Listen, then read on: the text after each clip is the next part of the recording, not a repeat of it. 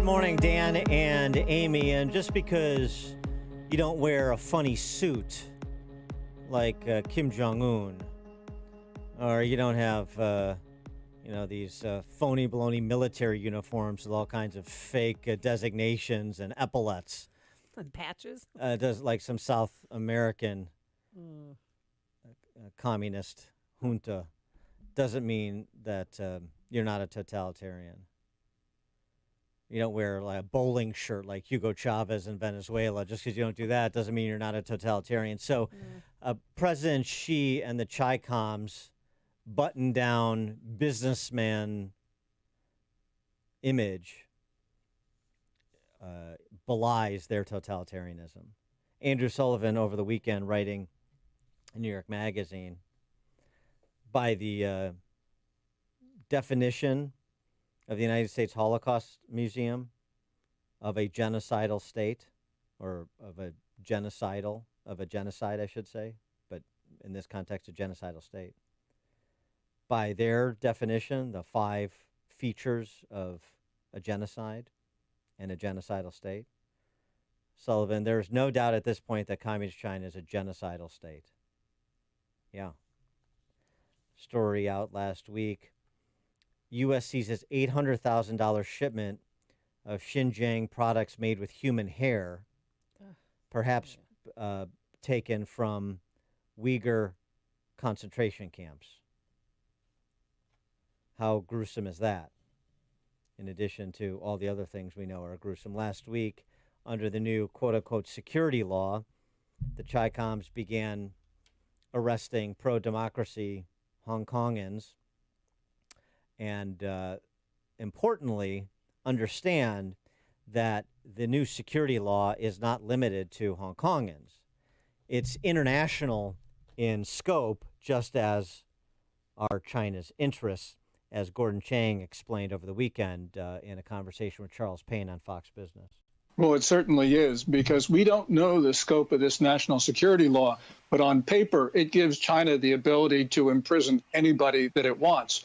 And indeed, you don't even have to go to Hong Kong to be at risk, because Hong Kong and China have extradition treaties with other countries. And Article 38 of this law says that any comment, any statement in foreign soil by a foreigner is a violation of the national security law if it advocates secession, terrorism, collusion, sedition, all the rest of it. China demands total obedience from everybody else in the world. It can't enforce that right now, but that really is the message. Right now.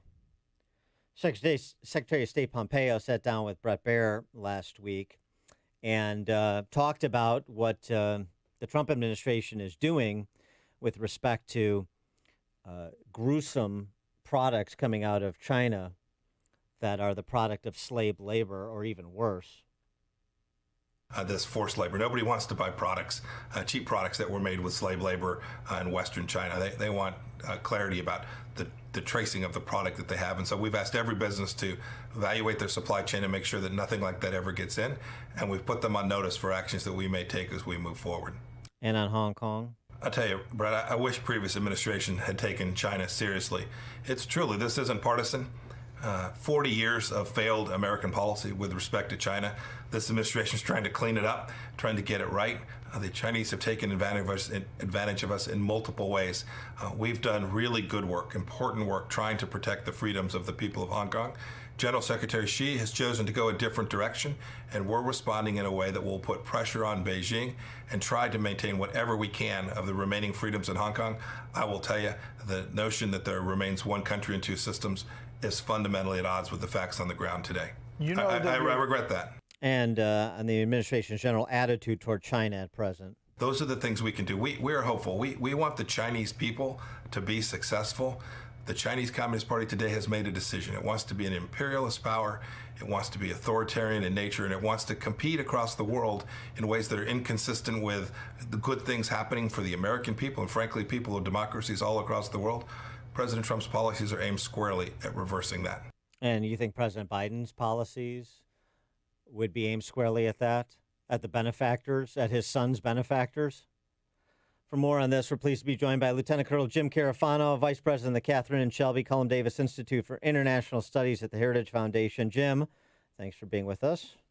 Man, are you guys Debbie Downers on a Monday? Yes. Whoa. Yes, we are. Yes, we are. Absolutely. No, we're Debbie realists. I know that's not alliterative, but what Pompeo on China, Gordon Chang on China, the new security law, as well as Pompeo talking about, hey, companies, check your supply lines because you're going to be held responsible if you're trafficking in products that were produced by slaves in China, basically. I think there's a really important point here. You know, as partisan and poisonous as the atmosphere is today, and how the president's critics and the haters say, well, whatever Trump's for, I'm against. I think on China, they have got to have more clarity. The reality is this administration has identified a serious challenge, not just to America, but to the free world. They've adopted really exactly all the right policies to deal with it. The worst possible thing I could imagine doing is saying, well, we're going to do the opposite of Trump. That would be, I think, a disaster. And China is testing the world. And they're testing the water to see how much they can push this. It's exactly the wrong time for people not to vigorously push back. Is the characterization by Andrew Sullivan of China as a genocidal state, is that unfair or right on the mark? Well, look, I mean, there are three things that we know unequivocally that are true.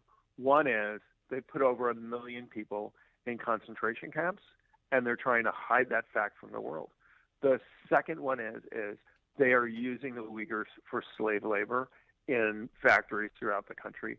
And the third one is they do have a program of forced sterilization, essentially to eliminate this population. Those are three, I think, very damning points. And I'm not a lawyer, and I don't know international law, so I'm not sure what the actual, how you want to qualify genocide. But these are things which are unconscionable by any questionable standard in the free world. You know what's amazing is we have protests not just in the United States, but around the world today. We tear down Christopher Columbus's statue. We tear down King Leopold's statue. We are so overwrought about the evils of imperialism in the world today. Yet today we have the worst of imperialist tendencies, of the worst empires that ever existed. And Yep. I don't see anybody going to the streets complaining about what Beijing is doing. Right, but what are our government officials and what's the rest of the world doing to try and stop this? Well, I think we are seeing people wake up. I mean, there's lots of things in the United States where I think we are, demonstrably challenging China on things where they're wrong.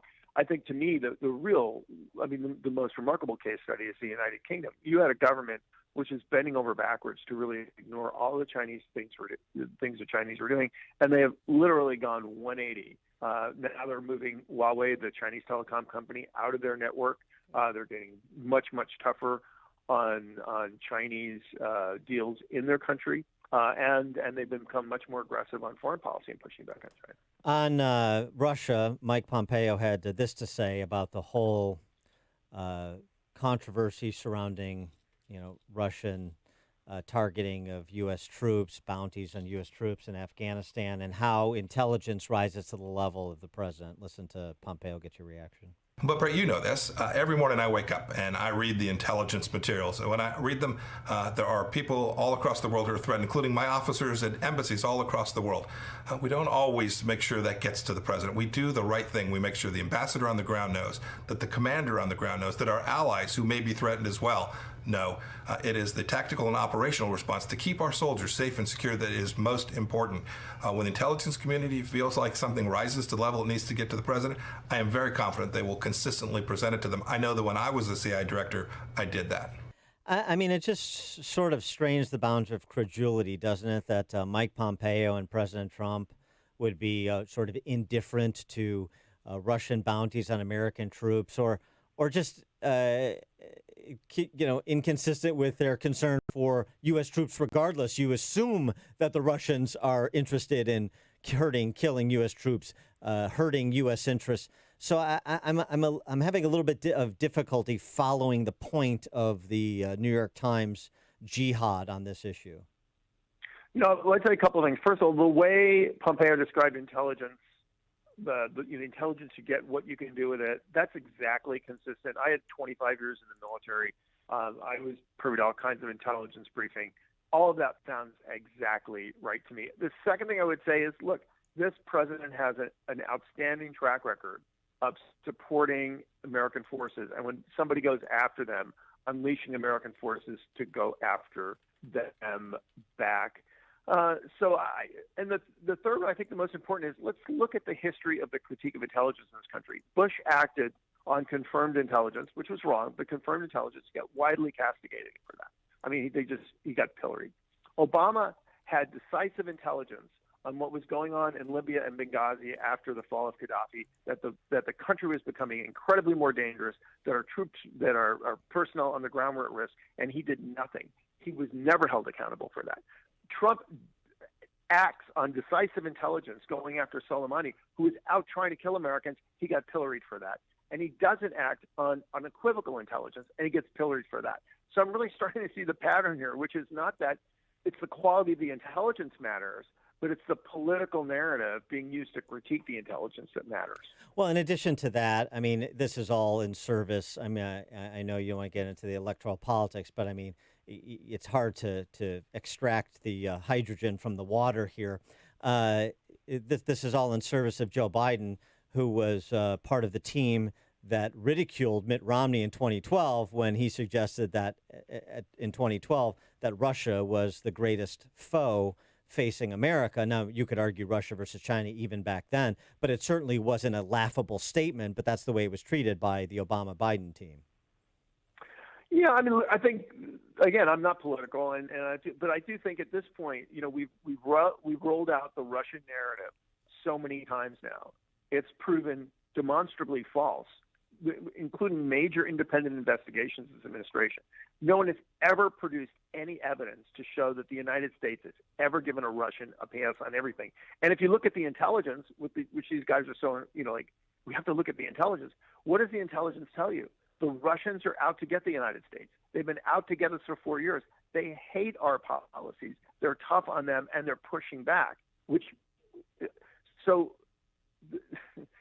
you just have to kind of question what's really going on here. I think the reality is we've seen this story over and over again. The people that trust the president, they trust the president. They're not going to change his mind. The people that hate the president, they believe this narrative, not because it's true, because there's demonstrably no evidence that it's actually true. They just hate the president, so they're going to believe that. So I think this story, like all the ones we've had in the past, including Ukraine and the Mueller report and the original allegations of collusion, same thing's going to happen. There's going to be nothing there, but the people that hate him are going to believe it, and the people that don't hate him will trust him. He is Lieutenant Colonel Jim Carafano, Vice President of the Catherine and Shelby Cullum Davis Institute for International Studies at the Heritage Foundation. Jim, thanks as always for joining us. Appreciate it. All right, thanks for being my Monday. All right, have a good one. And he joined us on our turnkey.pro answer line. Hear about the big stories of the day, then talk about them right here on Chicago's Morning Answer on AM 560.